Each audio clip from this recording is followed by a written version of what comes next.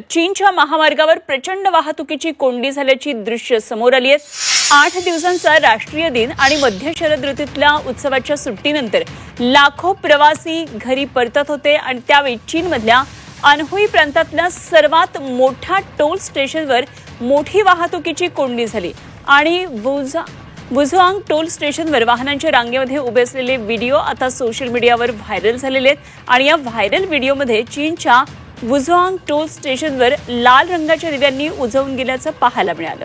चीनमध्ये यापूर्वी सुद्धा अशाच प्रकारच्या मोठ्या प्रमाणामध्ये वाहतूक कोंडी झाल्याचं वृत्त आहे आणि त्यापैकी सर्वात प्रसिद्ध अशी 2010 मध्ये 12 दिवस वाहतुकीची कोंडी झालेली होती।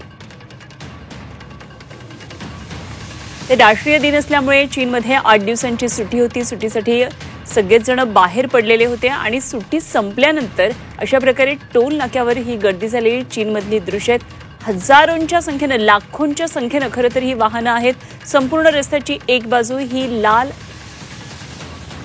दिव्यांची दिसते आहे। ज्या ठिकाणी वाहनं थांबलेली त्या ठिकाणी सगळे लाल दिवे चकाकताना आपल्याला पाहायला मिळतात। अशीच कोंडी यापूर्वी सुद्धा झाली होती 2010 मध्ये आणि ही कोंडी वाहतुकीची कोंडी 12 दिवस तशीच राहिलेली होती।